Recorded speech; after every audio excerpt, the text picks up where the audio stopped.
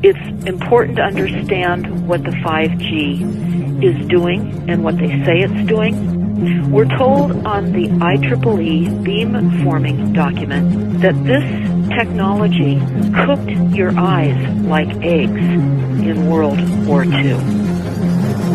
Voice-to-skull, hive mind, behavior manipulation technology. And you all need to understand these are military weapons.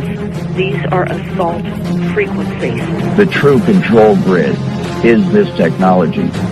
If you garner nothing more than that, that's what you need to know. It's microwave radiation warfare. This is what this is. Supercomputer software programming will manipulate the emotions and behavior and the thoughts of everybody in the United States of America. And it can all be done remotely. It's very much like the microchip kind of tracking the New World Order, this entire, control grid that's supposed to be rolled out against the American people someday. And I'm here to tell you that it's already here. You take the blue pill. The story ends. You wake up in your bed and believe whatever you want to. You take the red pill. You stay in Wonderland. And I show you how deep the rabbit hole goes. All I'm offering is the truth. Nothing.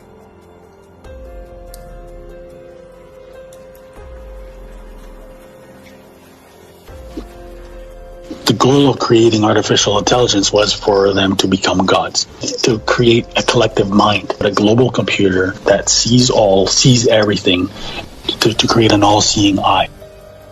In 2007, the Register reported that the Pentagon was developing a parallel to planet Earth with billions of individual nodes to reflect every man, woman, and child on the planet, blurring the lines between reality and artificial reality. It is called the Sentient World Simulation, a neural network with massive computing power. The individual TIs who are being gang-stalked, hyper-gamed, they are beta tests. This is being done to gather data on how to apply it to the masses all at once.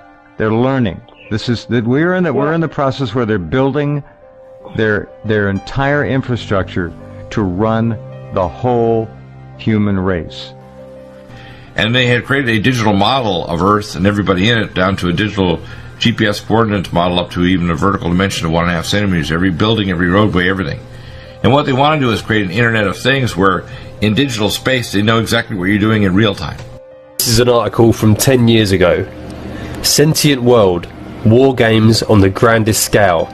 The DoD is developing a parallel to planet Earth with billions of individual nodes to reflect every man, woman and child this side of the dividing line between reality and AR. Humanity will have their brains connected to artificial intelligence, and human consciousness, human thought, human emotion as we've known it will be over. Because every thought, every emotional response will come from AI. He who controls AI will then control every human's perceptions directly who is connected to AI. In other words, you'll be a computer terminal on someone else's internet. They're using two interfaces, like we said, the brain-to-computer interface. That's the supercomputer. The sophisticated and advanced exascale system downloads all of your, all electromagnetic activity, all these synaptic responses, the electromagnetic emissions of the victim's brain is downloaded at speed of light. Energy travels at speed of light, so they can download, upload at speed of light. Sure. Back into a database.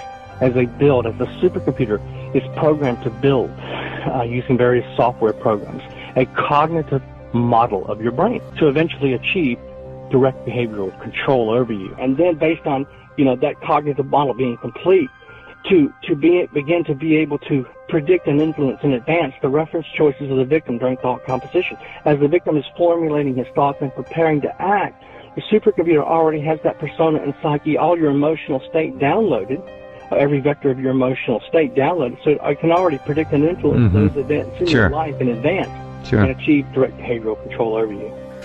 Teleoperation allows a human to provide guidance to the robot to move in a way that we find good. Now let's say I'm a human pilot, Wizard of Ozing the robot. If I wanted to pick something up from the table as a robot, my teleoperator would look down look at the field of view, look up, look at their hand, move it over, feel the tactile sensors in the hand, close the hand on the object and pick it up. So having something that's a human makes that a lot easier. Because of my responsibilities in surveillance as a otherwise normal security specialist, I was showed this technology at work. And it was through the perspective, of course, of the camera, and what I was told that it was obvious it was being used through the eyes of the target.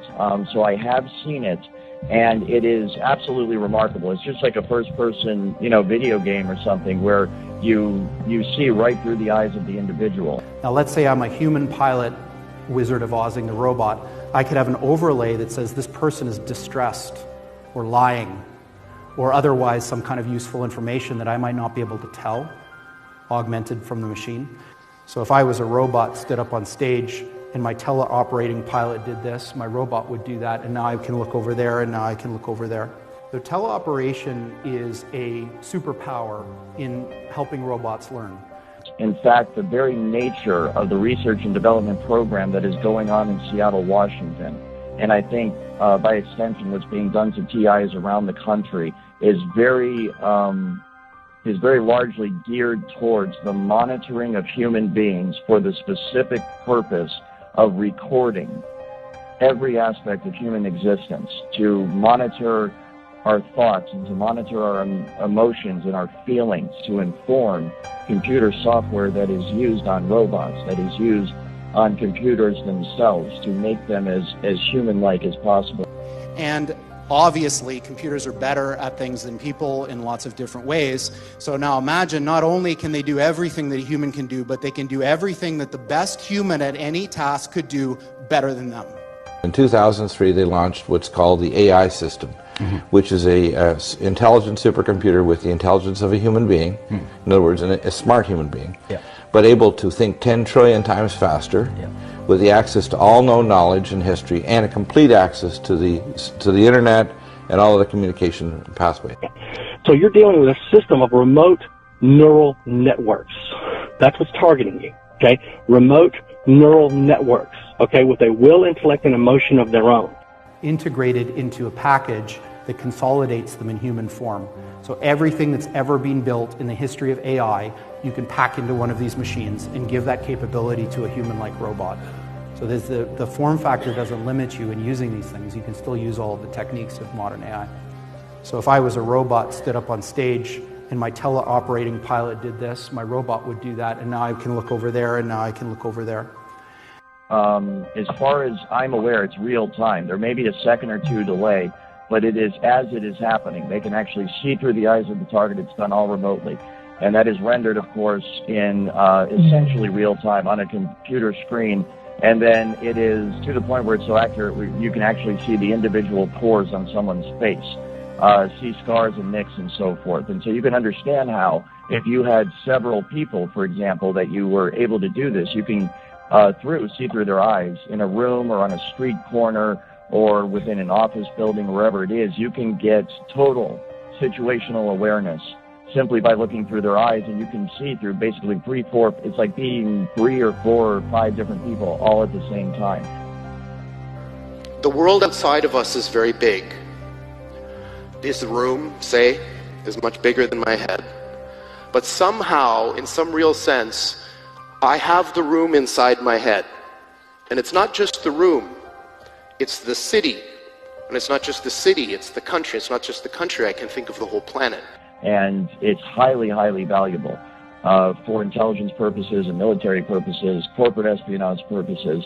And it is amazing the extent to which this technology works. It's so far advanced beyond what most people are aware of. It's truly mind-blowing. And I think that's a big part of educating people, is making them understand that, fortunately or unfortunately, this is possible, and it is being done right now today. So how is this possible? And what I want to point out is the size. So my head's small. Well, not too small. It's small.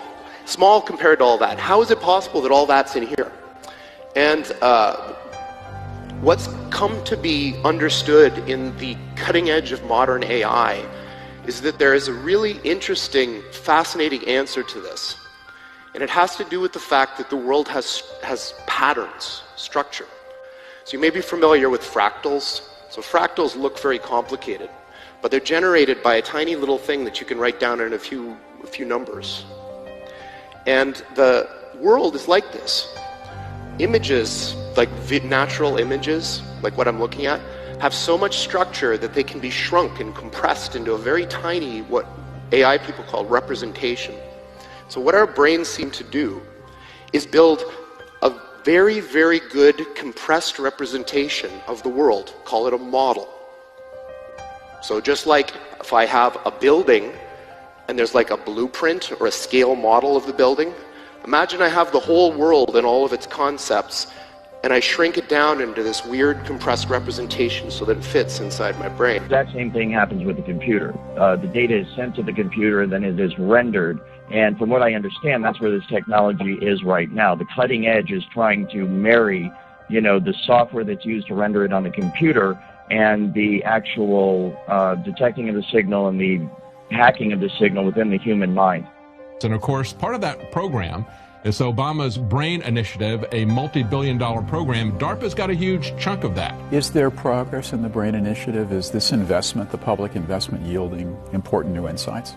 Well, so far it has actually it's resulted in the development of a full brain scale activity map of what goes on in the brain as we do various things, seeing into the brain and for being able to manipulate the activities of the brain and to, in a sense, mimic them and maybe supply them artificially.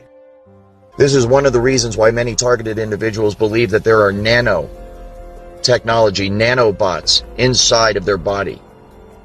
Smart dust, things of this nature, nanofibers that completely fill the target's body. What they do is they get your DNA, and then once they've got your DNA sequence, they can then go to a supercomputer and they can biocode directed energy attacks that will only go and bioresonate with your body. So that three people can be standing right next to you and nobody's going to feel the harassment except you, because these signals are biocoded to your body's tuning only. And then they can send down B2K, they can send down any symptom they want, because they're in full control of the bioresonance of your bioenergy. And what happens is once the resonant frequency is found in the targeted individual and the broadcast frequency matches up with that resonant frequency, those two frequencies interlock and they can be thought of as one frequency or one energy.